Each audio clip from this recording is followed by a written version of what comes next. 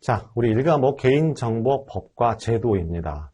자, 우리 파트 상당히 중요하다고 할 수가 있고요. 만약에 1과목이 빅데이터 분석 기획 파트 중에서 가장 중요한 파트가 어디냐고 말씀을 드리자면 바로 개인정보법 제도와 개인정보보호법이라고 할 수가 있습니다.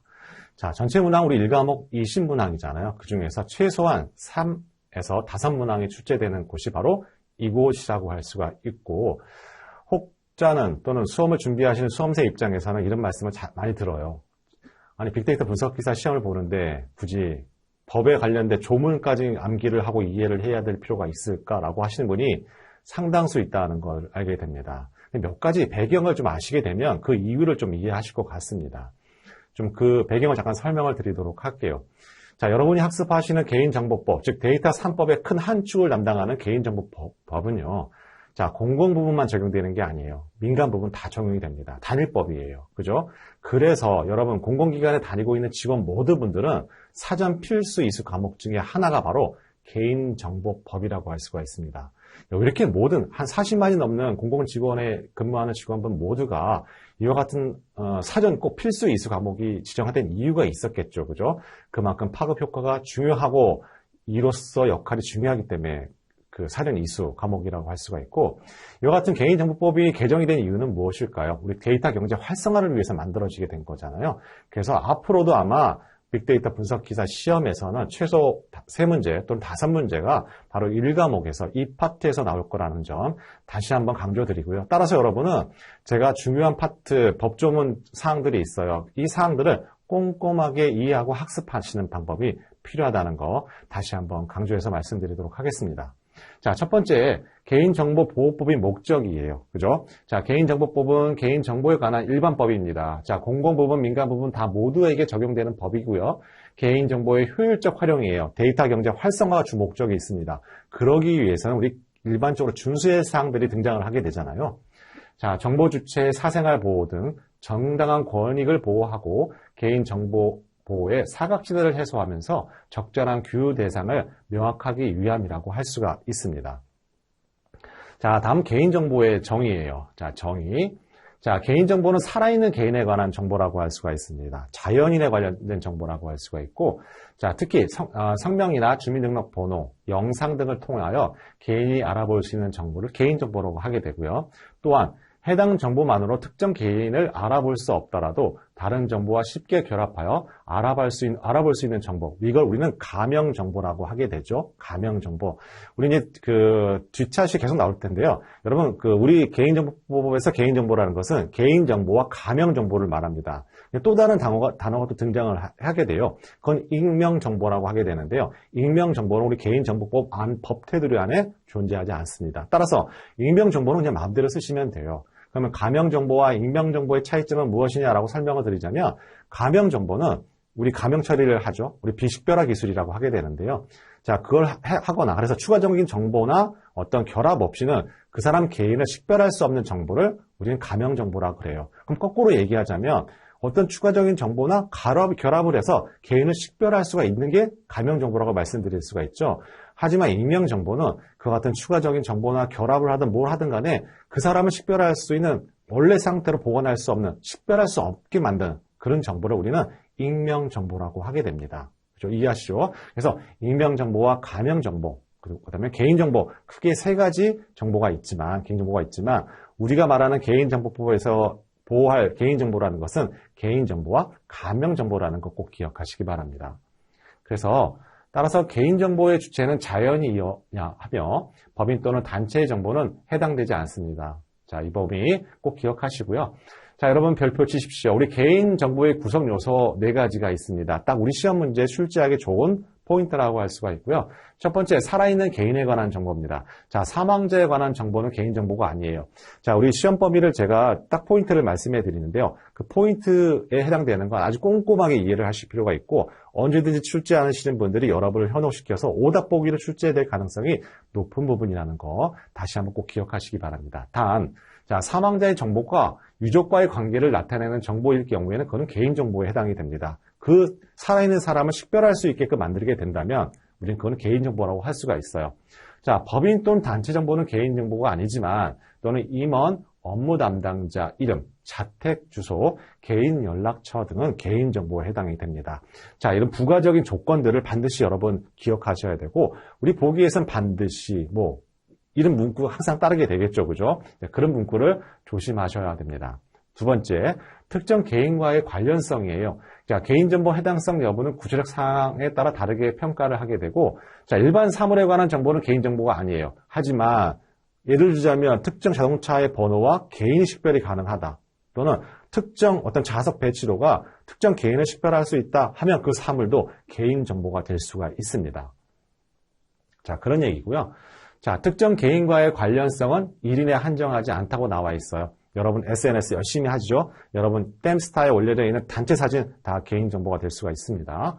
자, 특정 개인을 식별할 수 없다면 우린 개인정보가 아니라고 할 수가 있습니다. 예를 들자면 수도권에 사는 변호사의 평균 연봉, 자, 개인정보 아니죠. 알 수가 없잖아요. 특정 변호사가 누구인지. 자, 모든 정보가 개인정보는 아니지만 모든 정보가 개인정보가 될 수가 있다. 그 얘기는 뭐냐면 우리 법에서는 자, 개인정보에 대한 종류, 형태, 성격, 형식 등에 대해서 특별한 제한이 없어요. 하지만 그것이 개인을 식별할 수 있는 정보가 되는 순간 바로 개인정보가 된다는 말이라고 할 수가 있습니다. 자, 식별 가능성이 있는 개인정보래요. 특정 개인을 다른 사람과 구별하거나 구별할 수 있다는 의미라고 할 수가 있고, 자, 아주 유명한 판례가 하나 있어요. 우리 태아의 초음파 사진 개인정보일까요? 아닐까요? 자, 경우에 따라 다르지만 그 태아의 사진에 있는 그 산모의 성병과 연락처를 결합해서 특정 산모를 특정화할 수 있다면 그건 태아의 초음파 사진은 자, 개인정보가 된다는 판례가 있습니다. 자, 꼭 기억하시고요. 자, 우리 결합 가능성이란 말이 나와요. 자, 결합 가능성이란 입수 가능성을 의미를 하게 되고요. 여기서 입수 가능성이라는 것은 합법적인 적법한 절차에 의해서 입수 가능하다는 걸 의미합니다. 불법적인 것까지 포함된 건 아닙니다. 자, 정보의 임의성이에요. 자, 정보의 임의성이라는 건 무엇이냐면, 자, 정보는 꼭 진실되거나 사실이거나 할 필요 없다는 거예요. 그것이 허위이거나 또는 가짜로 만들어지더라도 그것이 특정 개인을 특별화할 수 지목할 수 있다면, 식별화할 수 있다면 그거는 개인정보가 될 수 있다는 것이 정보의 임의성이라는 뜻이라는 거 꼭 기억하시고요. 따라서 우리 문제에서는 앞으로 나오지 않았지만, 그 이전엔 나오지 않았지만, 자, 개인정보의 구성 요소 4가지를 물어보는 문제 얼마든지 출제될 수 있는 포인트라는 거 꼭 기억하시기 바랍니다. 자, 다음 개인정보 필요성 및 원칙이라고 할 수가 있습니다. 자, 보시면 정보기술이 고도화되어 있죠. 수많은 센서, 내 정보들은 계속 사방에 돌아다니게 됩니다. 그죠? 이와 같은 우리는 ICT 환경에 노출되어 있어요. 자, 그러므로 인해서 이와 같은 개인정보를 보완하고 준수하기 위해서 우리는 개인정보법의 보호를 준수를 해야 됩니다. 그죠? 자, 이렇게만 기억하시면 되고요. 두 번째, OECD 프라이버시의 8원칙입니다. 자, 이게 어떤 의미냐 하면요. 자, OECD에서는 프라이버시 보호와 개인정보 국가 유통에 관한 일반적인 가이드라인을 제시를 했어요. 8개의 원칙을 제시를 했고, 이 8개의 원칙은 결국에는 각 나라에, 우리나라도 마찬가지입니다. 개인정보보호법에 영향을 주게 됩니다. 이 8가지 원칙이 있는데요. 자, 이게 아직까지 우리 시험 문제에 등장하지 않았습니다. 아마 이게 등장하게 되면 난이도가 많이 올라갔다고 얘기를 하게 되겠죠. 왜냐하면 누구도 이 부분에 대해서 8개의 원칙을 자, 아주 꼼꼼하게 암기하고 있는 수험생은 많지는 않을 겁니다. 하지만 나올 가능성이 전혀 없을 수는 없어요. 그죠? 자, OECD 8원칙 외에 이게 우리 개인정보법에 그대로 영향을 줬기 때문에 자, 첫 번째, 수집 제한의 원칙, 바로 이 원칙입니다. 자, 최소한의 범위 안에서 적법하게 정당하게 수집을 해야 된다라는 의미고, 두 번째, 정보 정확성의 원칙이에요. 자, 목적 범위 안에서 정확하고 안정성 있게 수집을 해야 된다가 두 번째 원칙, 세 번째 원칙이 목적 명확화의 원칙입니다. 자, 목적은 명확하게 해야 되고 구체적으로 해야 되고, 자, 이용 제한의 원칙입니다.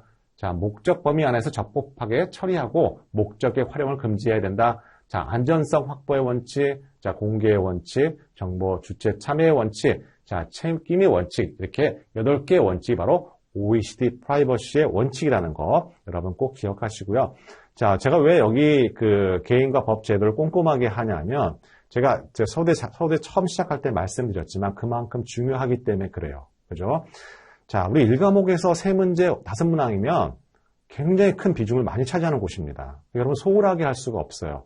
물론 여러분 필기시험은 상대평가가 아니죠. 절대평가죠. 그죠? 자, 제가 생각하는 필기시험은 여러분이 저랑 같이 학습을 하시면서 준비하시면 충분하게 합격할 수 있는 바로 과목이 빅데이터 분석 필기라고 저는 생각하거든요. 하지만 여러분이 충실하게 잘 따라와 준다는 전제하에서 말씀을 드리는 거겠죠. 그죠? 그래서 제가 자꾸만 이 법과 제도, 개인정보가 법 제도를 강조하는 이유라고 할 수가 있습니다. 자, 기출비용이 나왔는데요. 여기에 정답은 GDPR이라는 게 정답인데요. GDPR에 관련해서 잠깐 설명을 드리도록 할게요. 자, GDPR이라는 것은 약자로 우리 유럽의 개인정보보호법이라고 할 수가 있습니다. 그래서 GDPR의 약자는 G는 General의 약자예요. D는 데이터의 약자고, 자, P는 보호하다, Protection의 약자고, R은 규칙, Regulation의 약자입니다. 그래서 GDPR이라고 나와 있는데요. 자, 이게 어떤 내용이냐면 개인정보를 통제할 권리, 정보에 대한 접근할 권리, 정보를 삭제할 권리를 규정한 EU의 개인정보법이라고 할 수가 있는데요.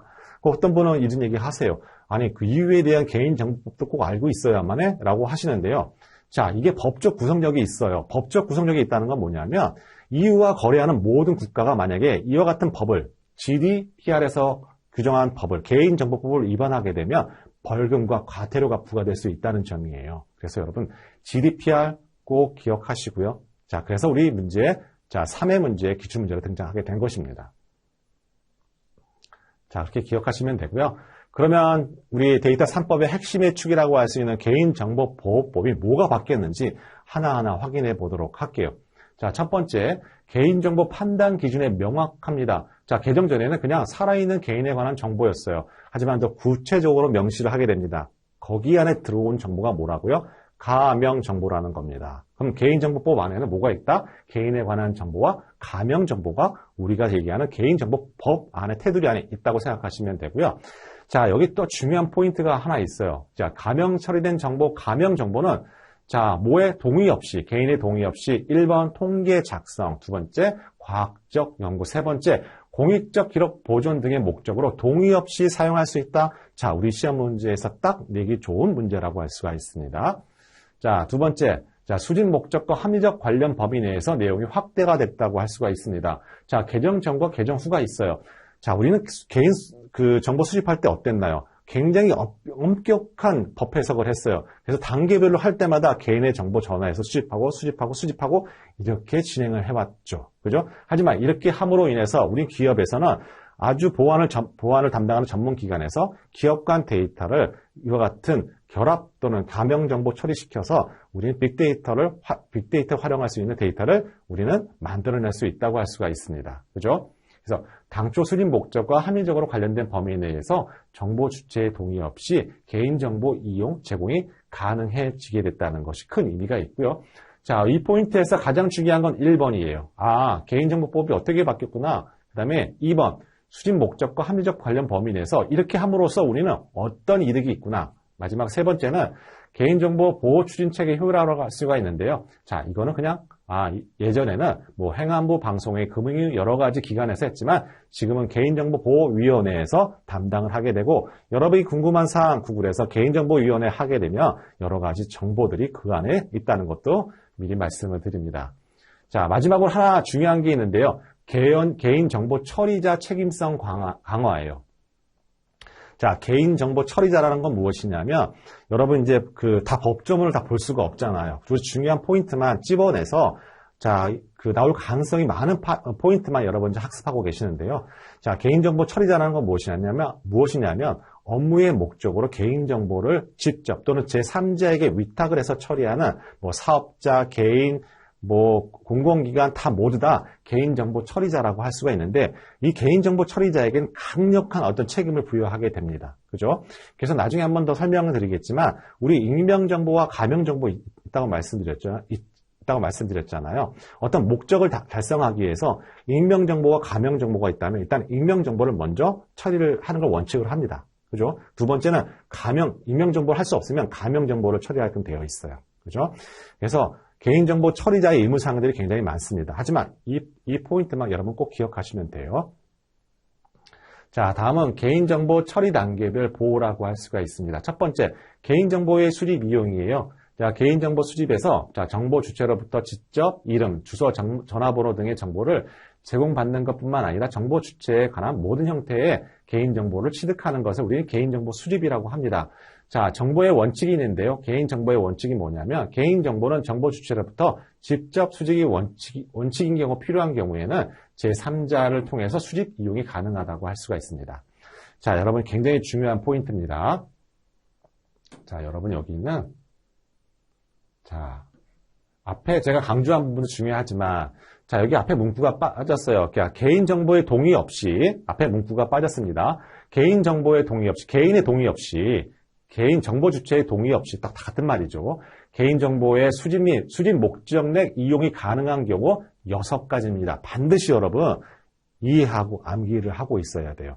자, 개인 정보의 주체의 동의 없이 우리 개인 정보의 수집 목적 내 이용이 가능한 경우 6개라고 할 수가 있습니다. 자, 정보 주체의 동의를 받은 경우 당연히 필요 없겠죠. 그죠?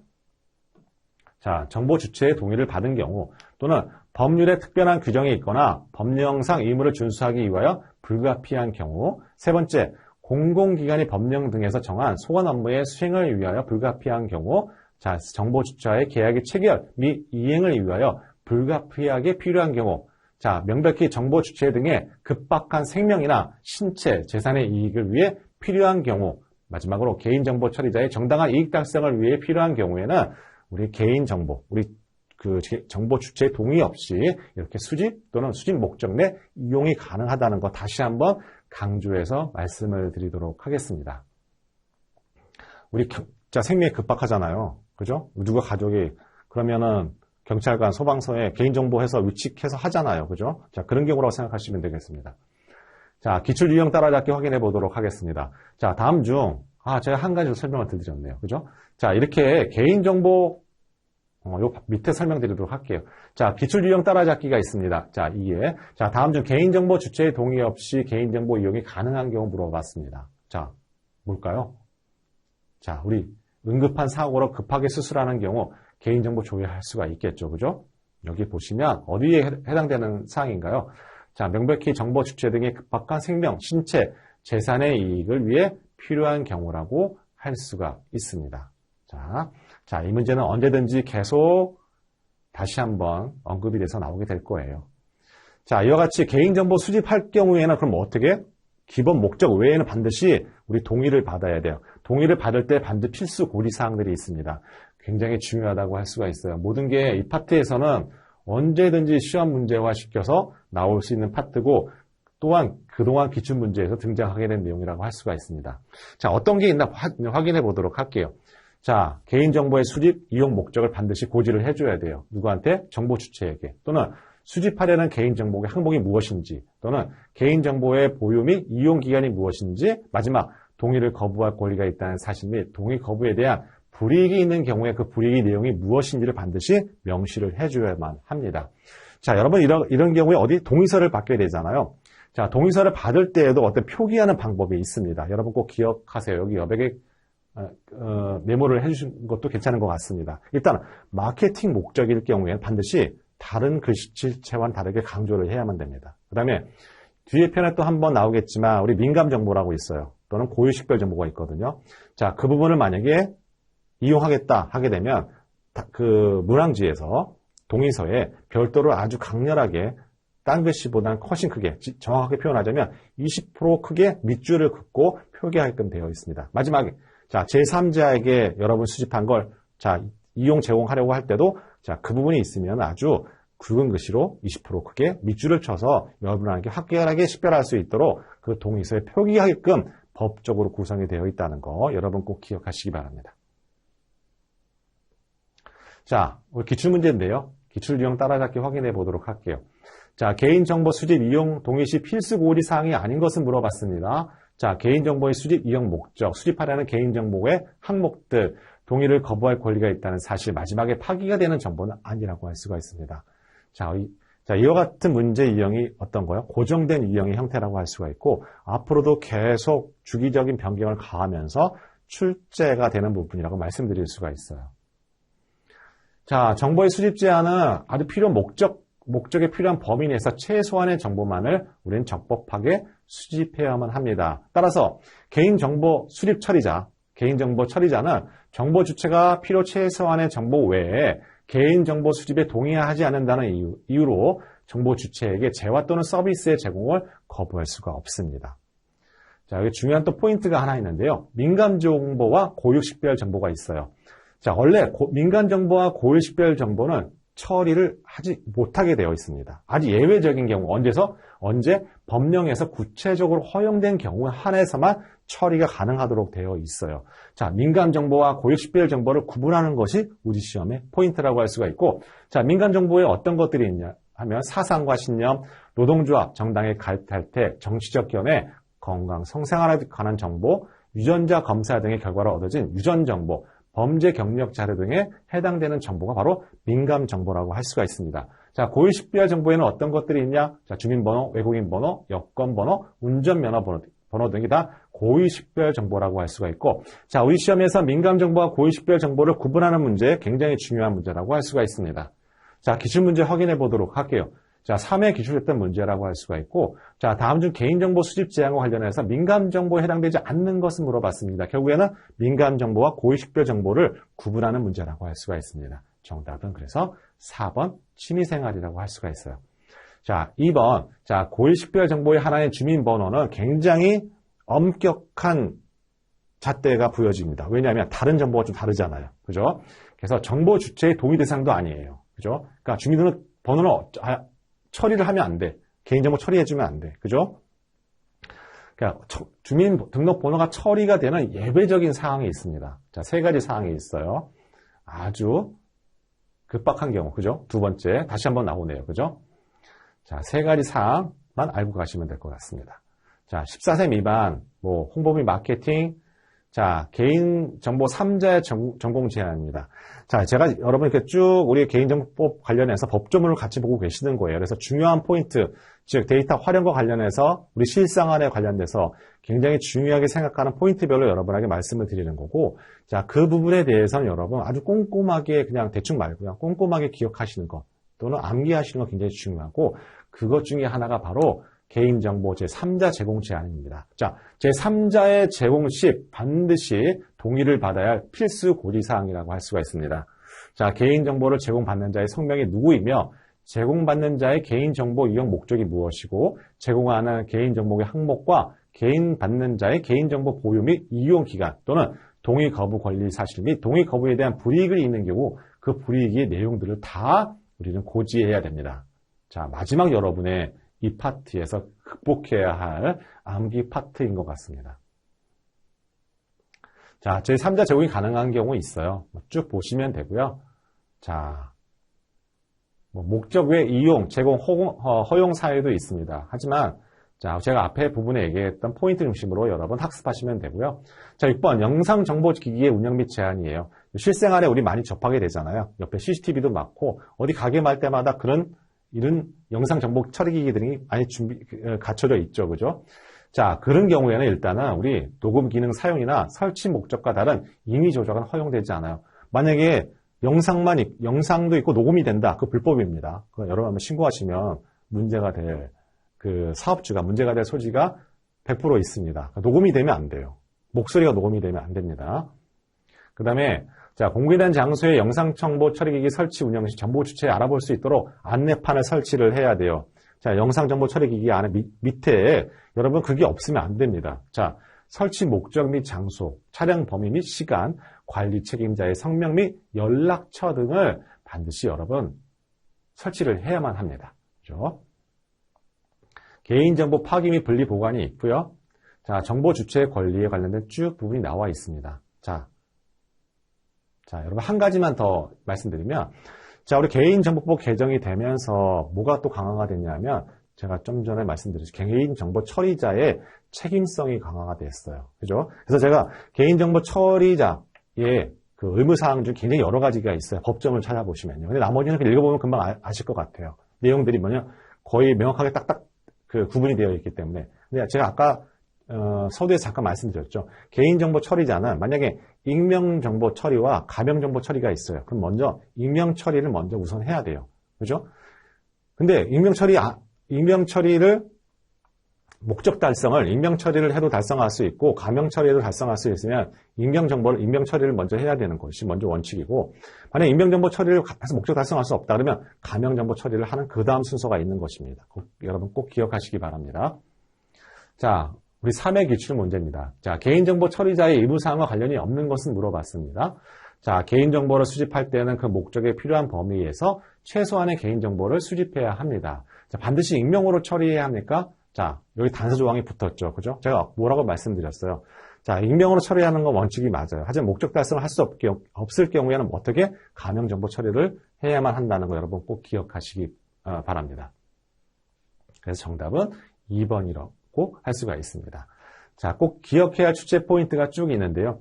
우리 2020년 8월 5일 개정이 됐죠. 그래서 개인정보법 관련해서 큰 축이라고 할 수 있는 데이터 3법의 큰 축이라고 할 수 있는 우리 개인정보법이 개정이 되었습니다. 그래서 우리 빅본기 시험에서는 계속적으로 우리 개인정보과 관련된 문제가 출제가 될 거라고 예상이 되고요. 지금까지 제가 말씀드렸던 부분을 중심으로 해서 정리하시면 충분하게 여러분 필기는 완벽하게 준비하실 수 있다는 말씀 드리도록 하겠습니다.